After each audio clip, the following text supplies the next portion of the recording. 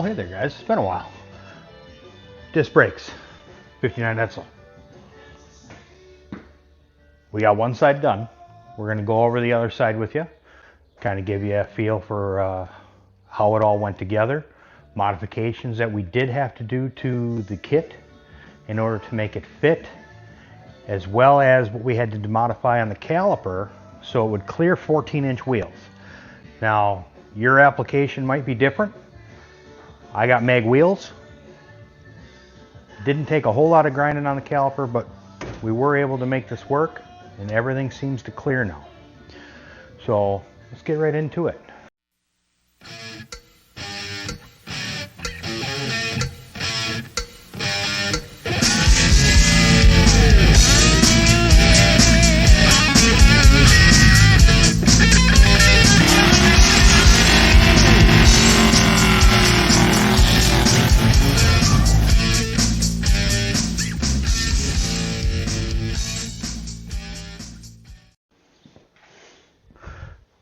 All right, get in here, get the wheels off, and get right to it.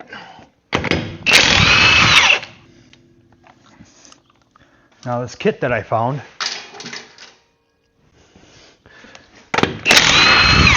said it's more or less for 15-inch brakes, but the gentleman that sells the kit says it fits most 14, but it definitely will not clear 14-inch factory wheels.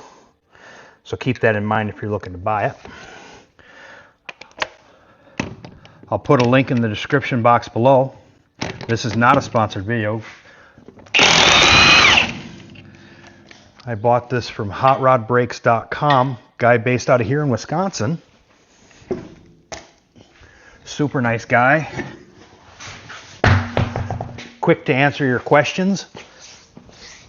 All right, so once you got your wheel off, you're going to want to get your dust cap off for your bearings.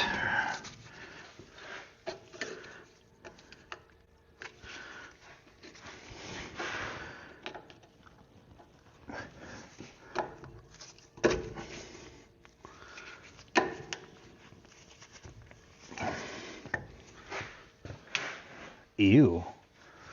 I better go grab some rags.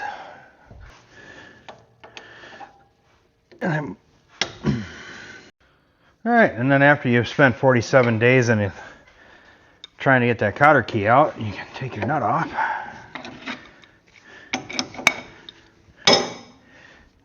Now, part of the one thing with this kit is you will have to reuse your cotter key nut and washer. So if your cotter key's bad, like messed up like mine was, you gotta get a new one.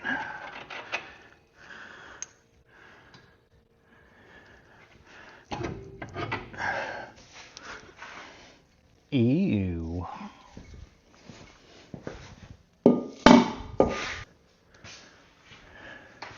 Now on the back side, I don't know if you can see that. Try to get a light in here. But you'll have that bolt up top, bolt there, and coming around to the other side, somewhere back there, you'll also have another bolt. Gotta take those three out. And that'll take your backing plate off. I'm going to get those all broke loose now. There we go. So now that we have that brake line out, boom, we can take off our upper bolt that holds on our backing plate.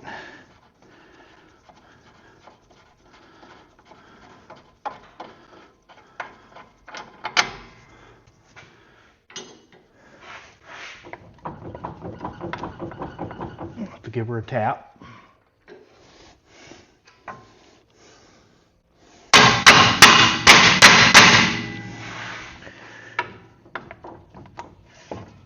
Kind of reminded who's in charge.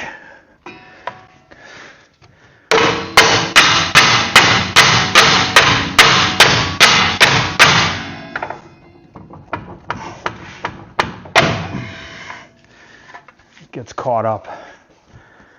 Right here, there's a, where that goes in, it goes into the spindle. So it kind of gets caught up on that.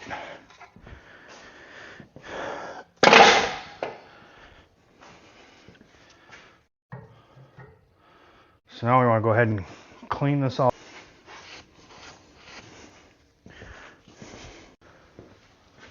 Alright, get this cleaned up now with my handy dandy Milwaukee here.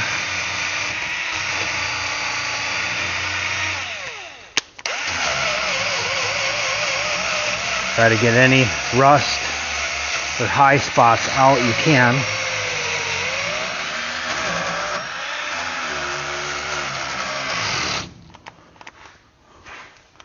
Preferably with a fully charged battery.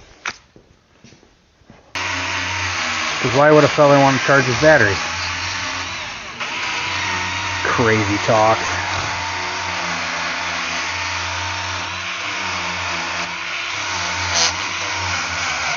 You want to clean your surface up at the top.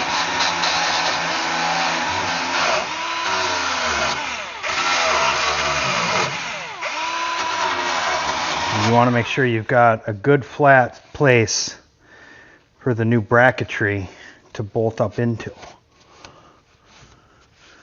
You don't want anything to be cattywampus. Nice, good cleaning. Take your fingers over it, feel for any high ridges.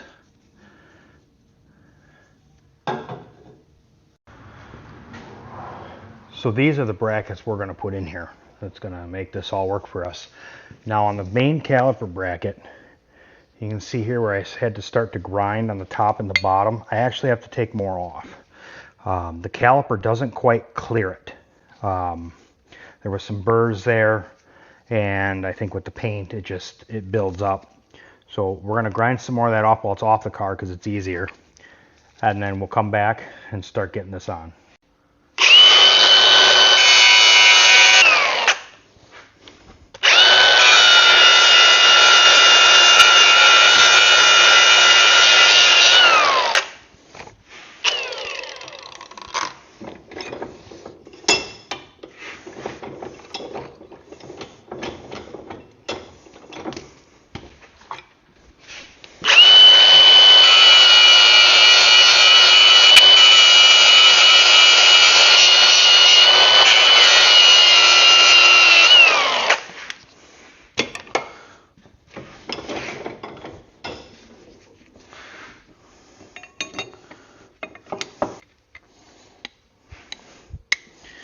Still pretty tight.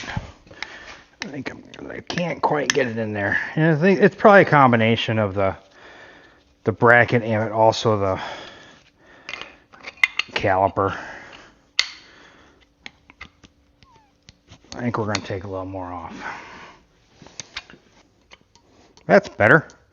A little more, and I think we'll have it.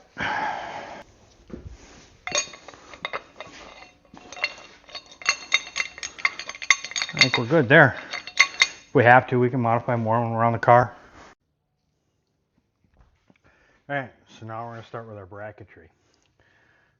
Take our large bracket with the spacers sticking on it. We're going to get our big bolt ran through the top. Don't forget to apply Loctite to your bolts. I'll come back to that. I'm out of Loctite. Alright. Now I'll grab the hardware and we'll bolt on the next bracket. Alright, so we're now going to get our next bracket on.